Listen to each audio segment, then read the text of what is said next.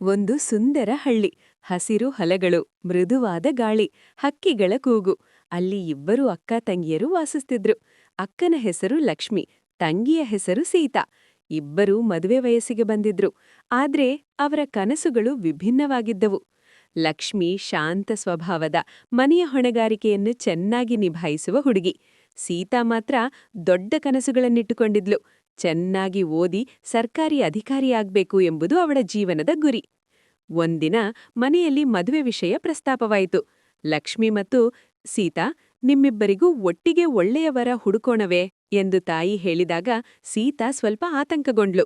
ಆ ರಾತ್ರಿ ಅವಳು ಅಕ್ಕ ಲಕ್ಷ್ಮಿಯ ಬಳಿಗೆ ಬಂದು ನಿಧಾನವಾಗಿ ಹೇಳಿದ್ಲು. ಅಕ್ಕ, ನನಗೆ ಇನ್ನೂ ಓದಬೇಕು. ನಾನು ಸರ್ಕಾರಿ ಅಧಿಕಾರಿಯಾಗ್ಬೇಕು. ನಾನೀಗ್ಲೇ ಮದ್ವೆಯಾಗ್ಲೂ ಸಿದ್ಧವಿಲ್ಲ ಎಂದ್ಲು.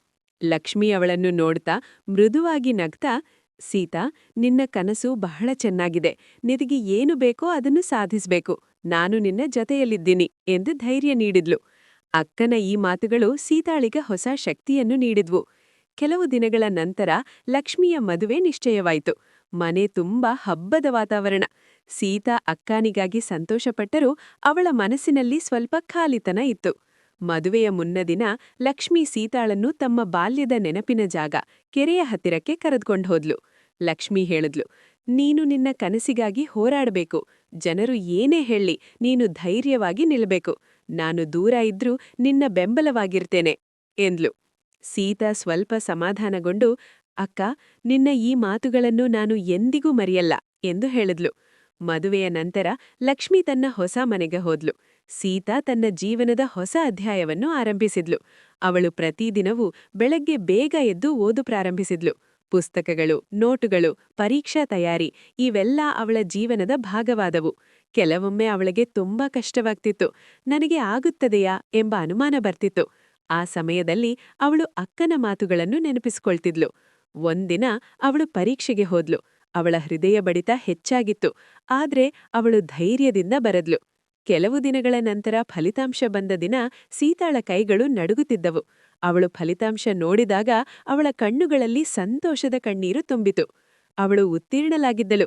ಅವಳು ತಕ್ಷಣ ಲಕ್ಷ್ಮಿಗೆ ಕರೆ ಮಾಡಿ, ಅಕ್ಕ, ನಾನು ಸರ್ಕಾರಿ ಅಧಿಕಾರಿಯಾಗಿದ್ದೀನಿ ಎಂದು ಖುಷಿಯಿಂದ ಹೇಳಿದ್ಲು. ಲಕ್ಷ್ಮಿ ಸಂತೋಷದಿಂದ, ನನಗೆ ಗೊತ್ತಿತ್ತು ನೀನು ಸಾಧಿಸ್ತೀಯಾ ಅಂತ ಎಂದು ಹೆಮ್ಮೆಯಿಂದ ಹೇಳಿದ್ಲು.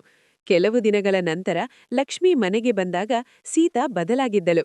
ಆತ್ಮವಿಶ್ವಾಸದಿಂದ, ಗೌರವದಿಂದ ತನ್ನ ಕನಸನ್ನು ಸಾಧಿಸಿದ ಯುವತಿಯಾಗಿ. ಹಳ್ಳಿಯ ಜನರು ಅವಳನ್ನು ನೋಡಿ ಹೆಮ್ಮೆಪಟ್ಟರು. ನಮ್ಮ ಹಳ್ಳಿಯ ಮಗಳು ಅಧಿಕಾರಿಯಾದಳು ಎಂದು ಸಂತೋಷಪಟ್ಟರು. ಸೀತಾ ಅಕ್ಕನಿಗೆ ಬಂದು, ಅಕ್ಕ, ಇದೆಲ್ಲ ಸಾಧ್ಯವಾದದ್ದು ನಿನ್ನಿಂದ ಎಂದು ಕೃತಜ್ಞತೆಯಿಂದ ಹೇಳಿದ್ಲು. ಲಕ್ಷ್ಮಿ ನಗ್ತಾ, ನೀನೇ ನಿನ್ನ ಶಕ್ತಿಯನ್ನು ಕಂಡುಕೊಂಡೆ. ನಾನು ಕೇವಲ ನಿನ್ನ ಜೊತೆಯಲ್ಲಿದ್ದೆ ಎಂದ್ಲು. ಇಬ್ಬರೂ ಮತ್ತೆ ಕೆರೆಯ ಬಳಿ ಬಂದು ಎಲ್ಲವನ್ನೂ ನೆನಪಿಸಿಕೊಂಡರು.